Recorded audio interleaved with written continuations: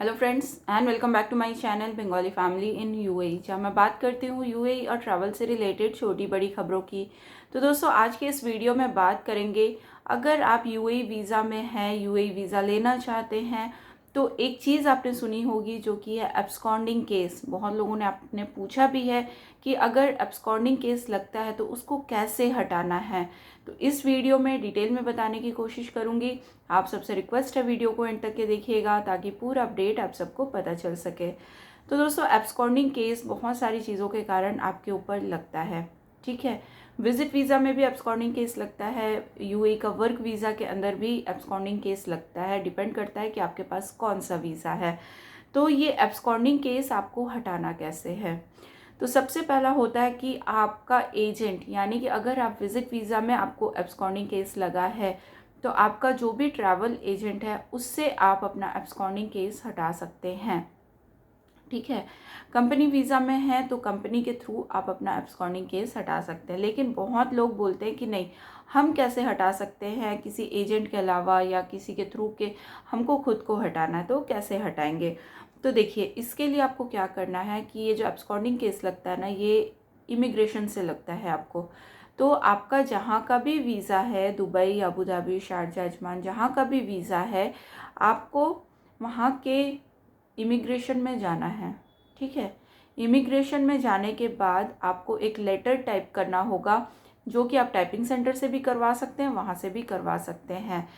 तो उसमें सारी चीज़ें लिखी होंगी कि आपके वीज़ा की वैलिडिटी क्या थी, कौन से वीज़ा में थे, क्यों एब्सकॉन्डिंग केस लगा, सारी चीज़ें, और आप इस एब्सकॉन्डिंग केस को हटाना चाहते हैं, ये चीज़ उसमें लिखा होगा।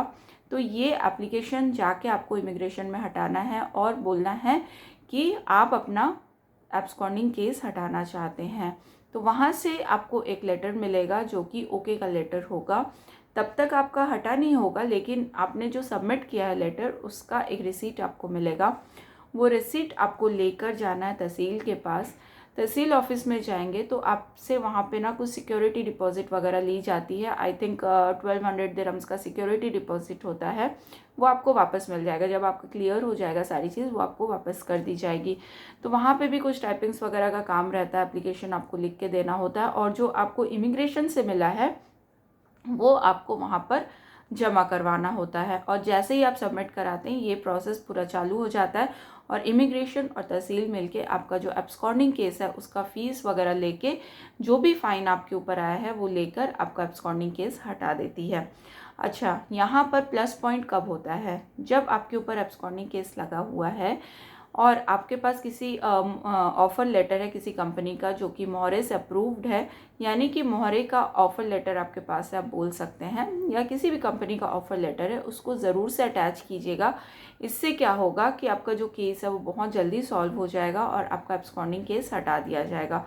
तो और ये जो एब्सकॉन्डिंग केस हटने के बाद आपको जो वैलिडिटी होती है हटाने की, यानी कि जो आपका हट गया एब्सकॉन्डिंग केस, तो इसकी वैलिडिटी सिर्फ 1 मंथ की है। तो इस 1 महीने में ही आपको दूसरा वीज़ा लगा लेना है या आपको एग्ज़िट कर जाना है, ठीक है। अगर 1 महीने से ज़्यादा हो जाता है तो ये इनवैलिड हो जाता है, ये फिर आपका काम नहीं देगा, किसी भी जगह ये आप नहीं दिखा सकते या ये वैलिड नहीं रहेगा। तो ये 3 स्टेप्स होते हैं मेन हटाने का। बहुत लोग क्या करते हैं, एजेंट से ही हटवा लेते हैं, क्योंकि यहाँ पे आपको जाना होता है, उनसे बात करना होता है, क्यों एब्सकॉन्डिंग केस लगा, टाइपिंग वगैरह का काम होता है, ये सारी चीज़ें होती हैं, ठीक है। तो आप खुद भी कर सकते हैं, खर्चा कम होगा, और एजेंट से कराएंगे तो खर्चा थोड़ा ज़्यादा होगा, यही फ़र्क है। तो गाइज़, आई होप इस वीडियो में सारी चीज़ें क्लियर हो गई होंगी। और भी कोई क्वेश्चन हो इससे रिलेटेड तो कमेंट बॉक्स में बता सकते हैं। मिलता है नेक्स्ट वीडियो में एक नई अपडेट के साथ, तब तक के लिए goodbye and take care.